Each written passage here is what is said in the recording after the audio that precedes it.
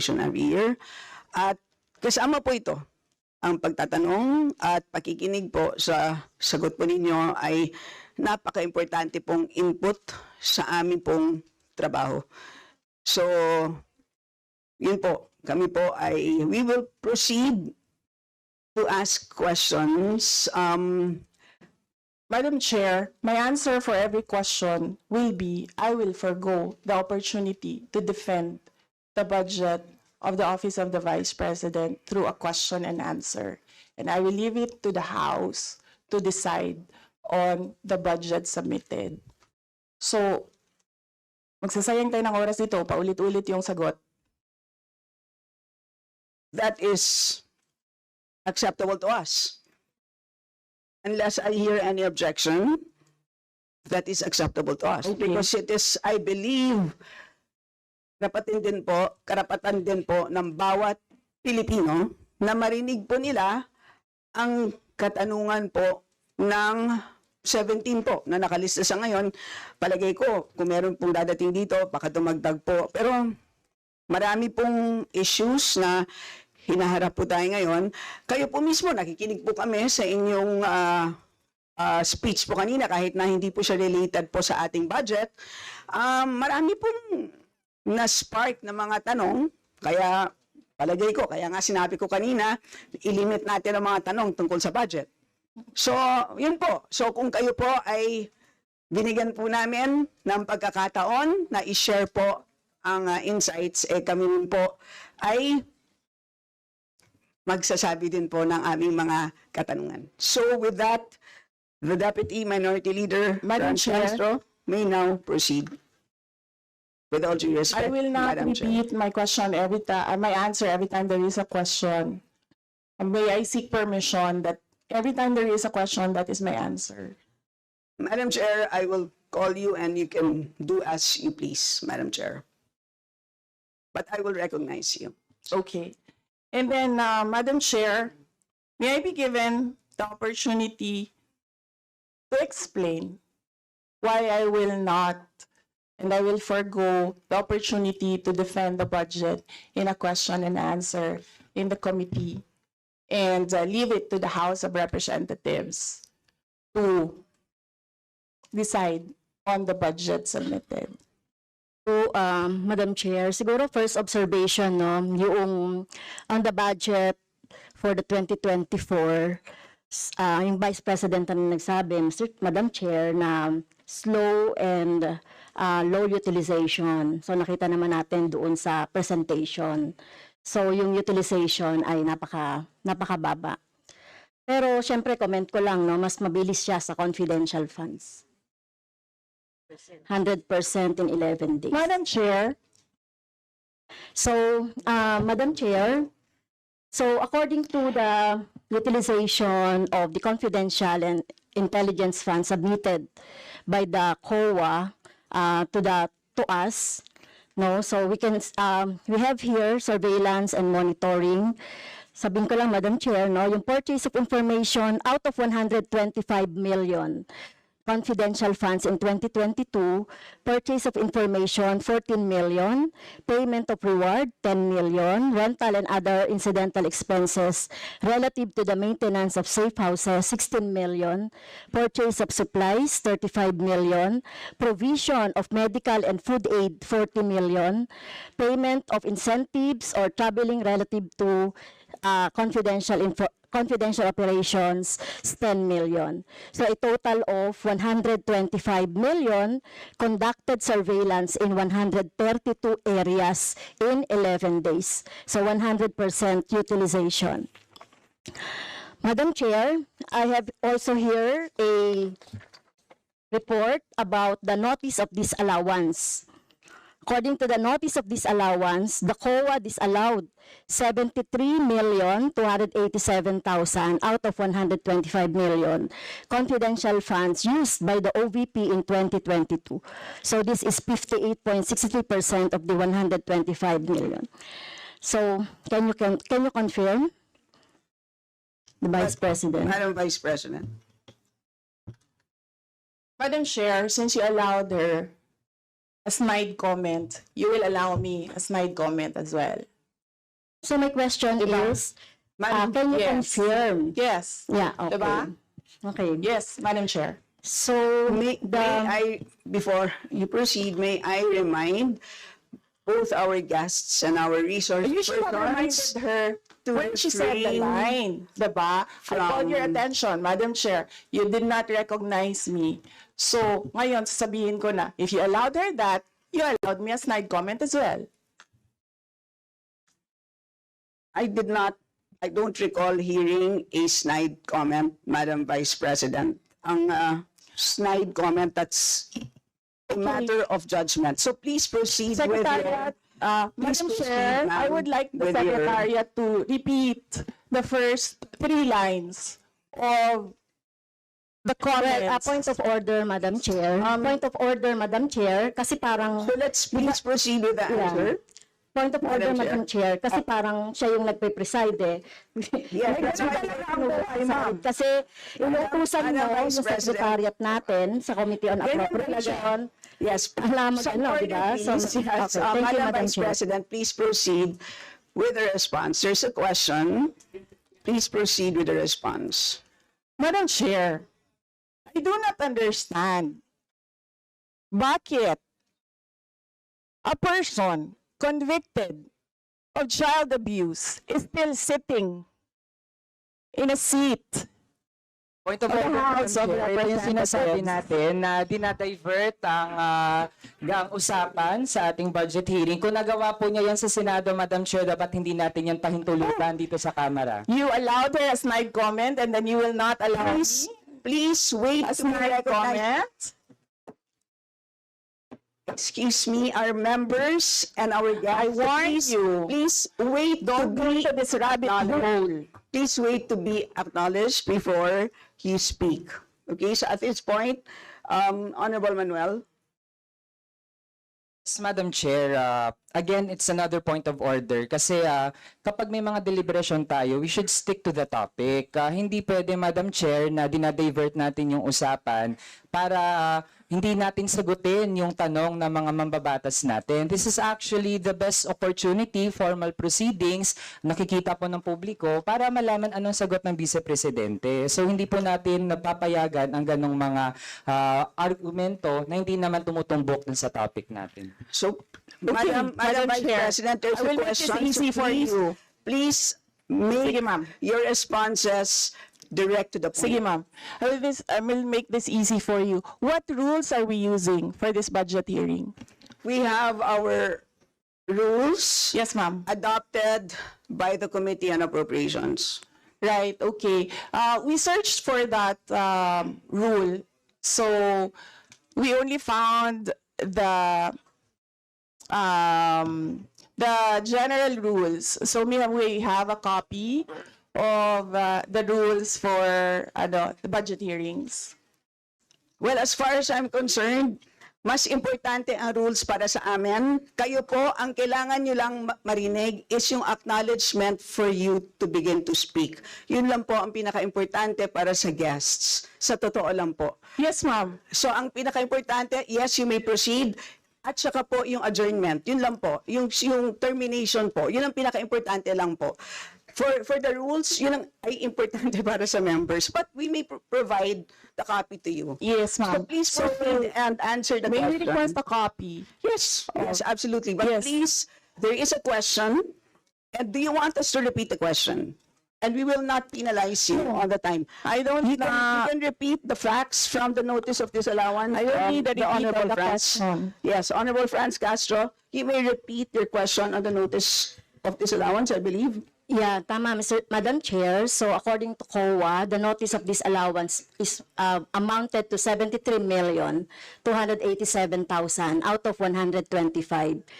At ito po, Madam Chair, yung mga breakdown ng mga disallowed na mga na mga purchases. So reward payment of 10 million, payment of rewards, various goods, 34.857 million, payment of rewards, medicines, 24.93 million, tables, chairs, desks, computer and printers, 3.5 million. So, ang question, Madam Chair, so yung letter A, B, and C, so nakita naman natin nandoon yung sa joint circular. How about yung ito, no? How about yung mga tables, chairs, desktop, computer, na umabot po ito sa 3.5 million. So, pwede bang maipaliwanag kung bakit ito pinurchase, Madam Chair? Madam Vice President. Madam Chair, I still request for the rules of the budget hearings. Okay, Vice President. gusto mo sagutin ko, ma'am. Yes, Madam. This is a hearing of the budget of 2025. Nasaan dito ang confidential funds? Yung tanong niya, Madam confidential Chair. funds. Nasaan dito? Honorable Madam friends, Ito yung continuing, ano ko pa to, no? Continuing questions pa natin noong 2024, during the last budgets.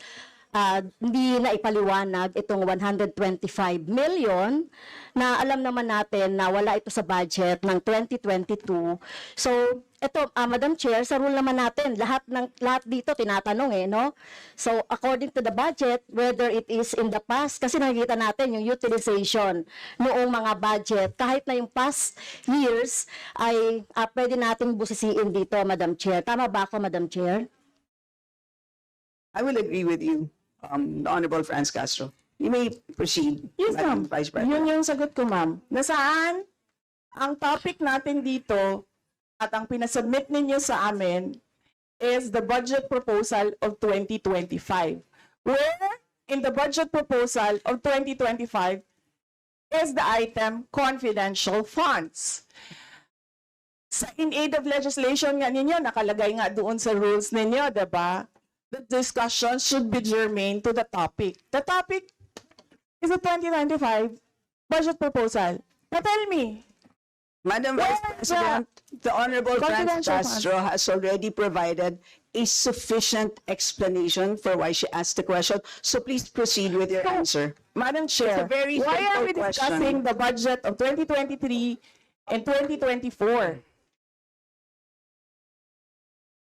Honorable Franz Castro. So, kung ayaw niya sagutin, Madam Chair, so let me go through na lang with my question. Kasi related naman ito. Remember, Madam Chair, question natin ito noong last year, at yung 125 million na ito ay hindi ito maipaliwanag, no? Dahil nga confidential no? Nagtago sa word na confidential. At ngayon, kailangan nating maipaliwanag at it is in the interest of the people. Yung 125 million na ito, Madam Chair, kaya kailangan ito na mabusisi at kailangan ito maipaliwanag ng OVP. Kaya hindi tayo pwedeng questionin ng mga rules, questionin ng mga topic, etc. Dahil related din naman talaga ito sa budget, Madam Chair.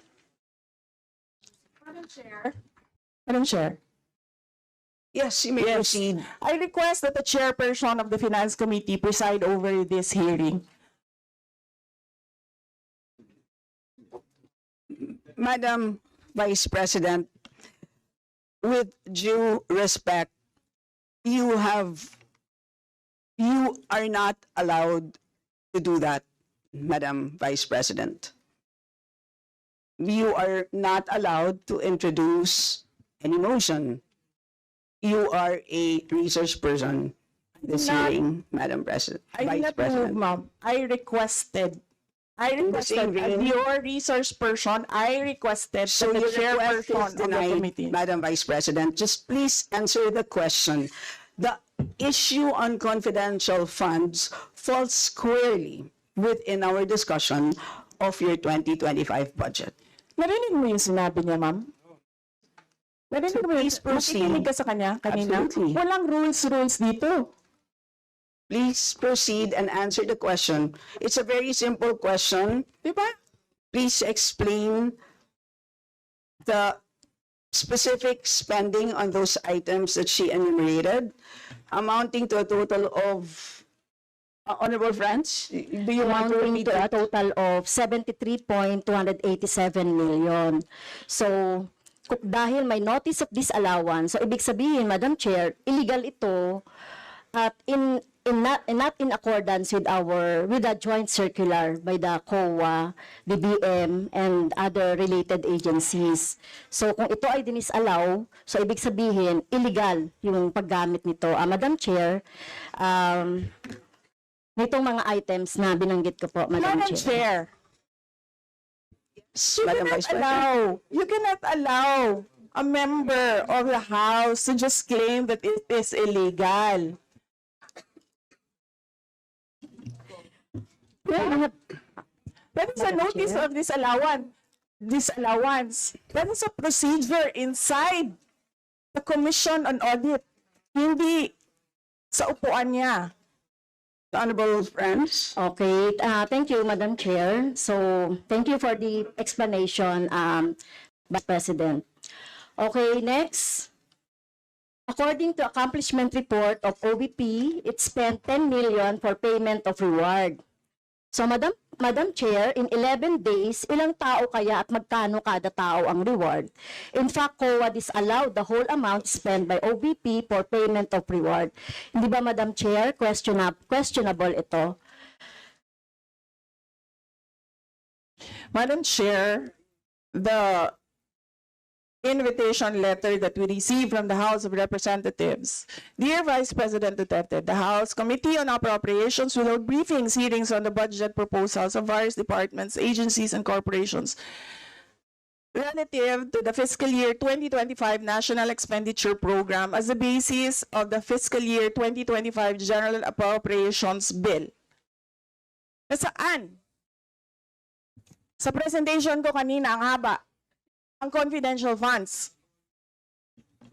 Honorable Franz Castro, the letter that we sent, our Madam Vice President, reads as follows. In the second paragraph, we noted the following topics to be discussed. Item number 3 is comparative budget allocation and utilization rate from fiscal year 2019 to 2023. That's item number 3. So I can provide you copies of the letter. So clearly, confidential funds spent in 2022 falls squarely within that. So yes, Honorable Francie, may proceed.